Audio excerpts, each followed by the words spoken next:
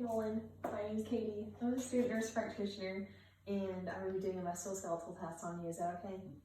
Okay, perfect. So to start off, I'm just assessing Nolan's ability to stand.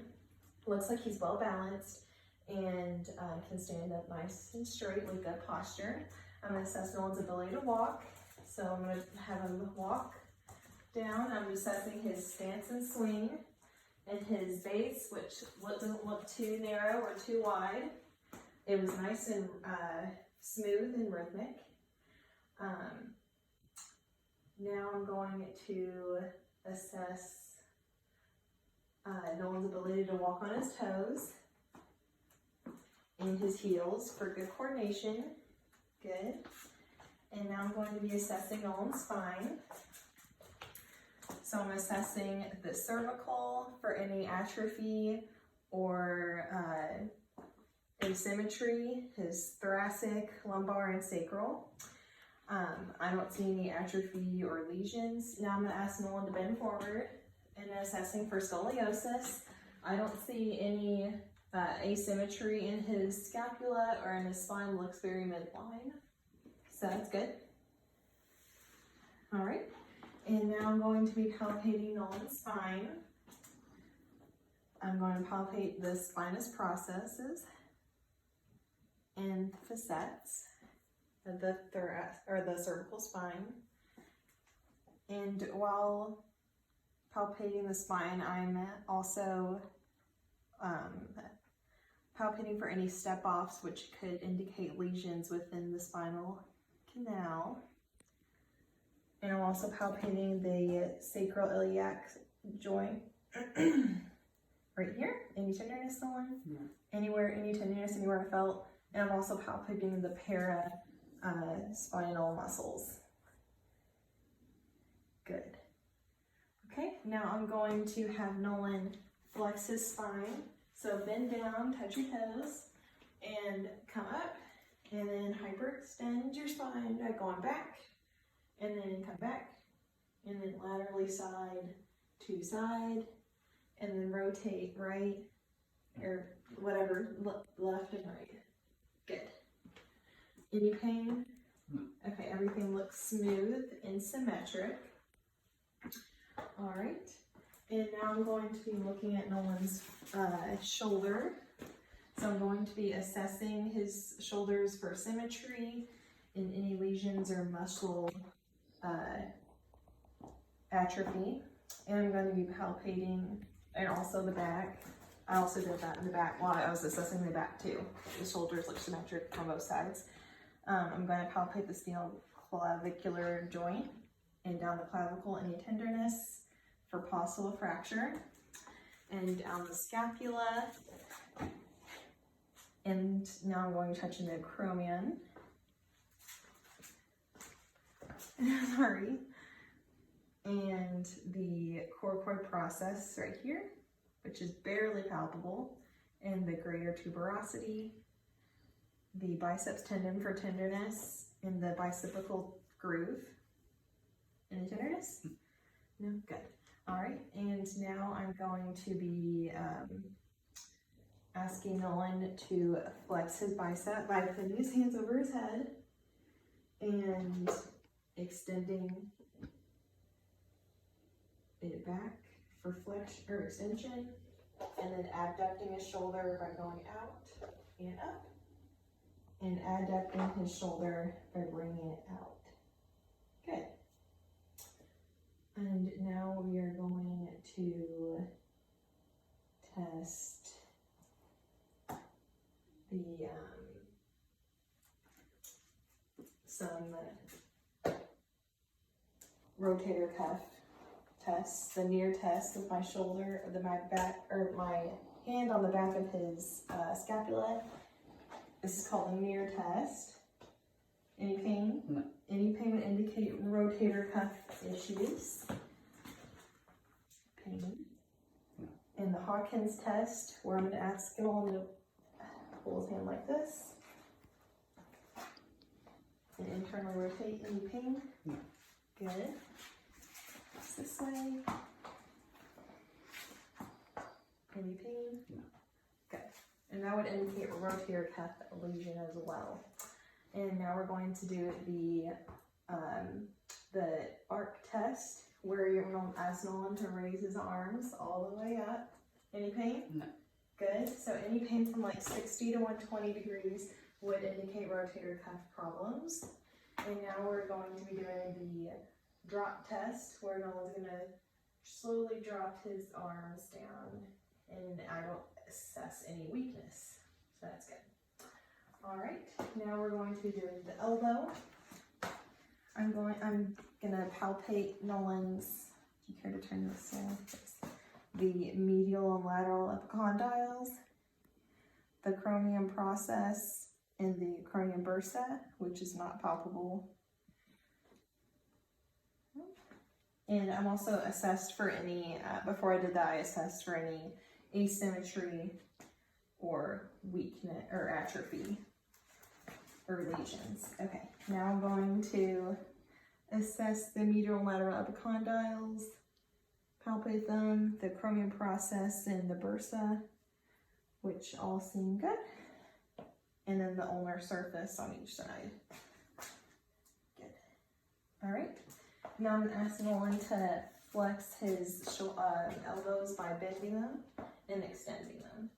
And we're going to do supination and pronation. Any pain with those movements? Good.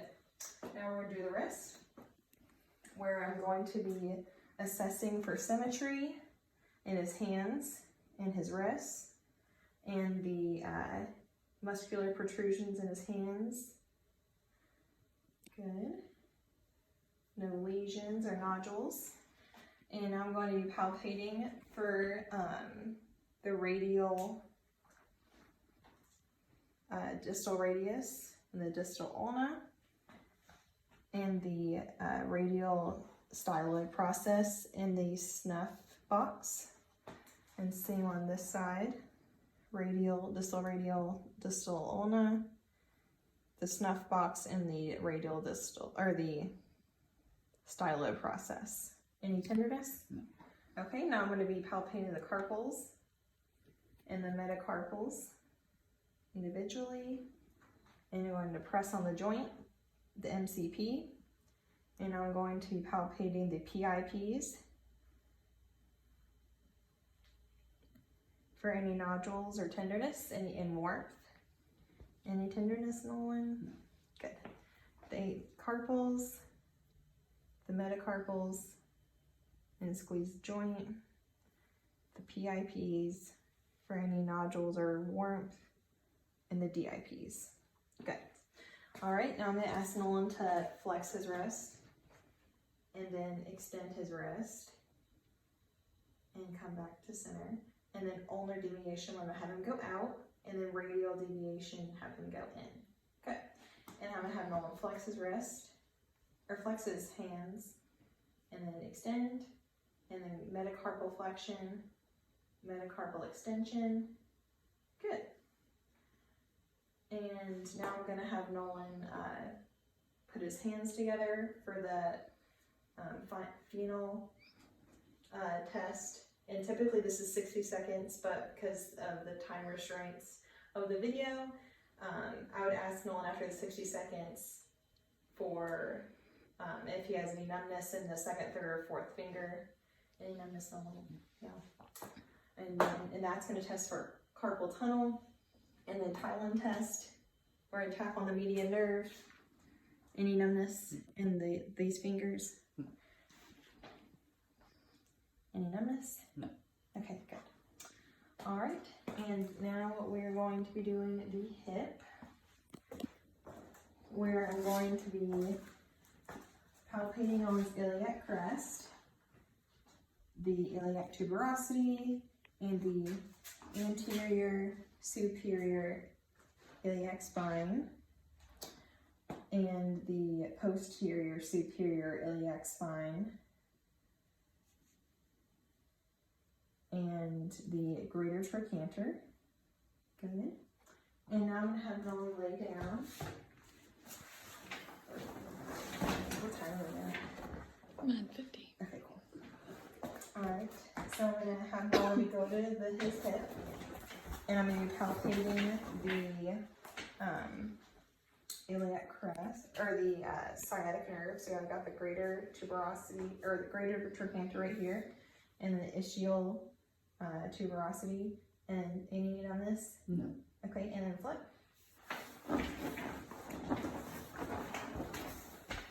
Same thing, greater trochanter, ischial tuberosity. Any need on this? No. Okay, and now I want to do the straight raise test for sciatic pain. So I'm going to be, any on this? No. Good. Any on this? No. Good. And then when I was assessing his hips before, I was also assessing for symmetry and muscle atrophy. So now I'm going to have Nolan flex his hip and then extend his hip. Sorry.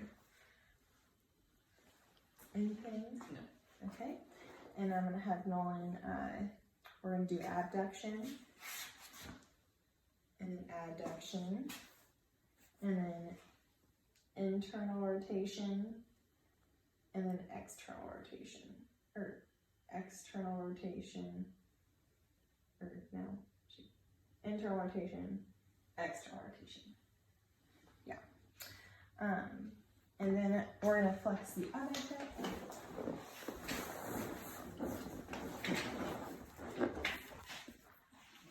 And when I'm flexing his hip, I'm also looking at what the other leg is doing. If it is flexing as well, then that is an indicator for hip weakness. And then extension. I'm going to swing the leg down. Good. And now we're going to do abduction and adduction. And internal rotation, external rotation of the hip. Good. And now I'm going to have Nolan, now I'm going to assess Nolan's knees. So I'm going to have you bend your knee a little bit so I can see better. Good. So I'm just assessing the patellar grooves and the tibial femoral joint for asymmetry or any swelling, and the other tibial femoral or fibular joint, the medial and lateral epicondyles, the LCLs, the MCLs, the meniscus. All right, and now I'm going to have Nolan extend and flex his knee. Good. And then extend and flex the knee. Good. All right, and so now I'm going to be doing a couple tests for ACL and PCL. So I'm going to take Nolan's, this is called the drawer test. So I'm going to try to push the tibia forward. This is testing for ACL for the drawer test. And then I'm trying to push back, and it's testing for PCL issues. And I didn't feel anything, the tibia move forward or back, so it's negative, which is good. And so now I'm pushing the tibia forward again, and then back for PCL, ACL forward, PCL is back, and I didn't feel any forward or backward motion, so that's negative. And then for Lockman's test, I'm gonna have Nolan, I'm gonna take the tibia and the femur and do about 15 degrees. This is for ACL. And I'm going to push the tibia forward and the femur back. And I don't feel any forward motion, any pain. Good. Now we'll do the other side. Take the tibia forward and the femur back, and I don't feel any forward motion. So that's good. All right, and now we are going to test the MCL and LCL. So we're going to do MCL or LCL. I'm going to push. This is testing LCL, and this is varus test. And then MCL, This is the valgus test. And then we're testing the LCL or MCL. And this is valgus test. And then testing LCL varus test. Good. Any pain? No. Good. All right, now we're going to be testing the for fusions of the knee. So this is the bulge test. So I'm going to slide all the fluid down, put lateral pressure or lateral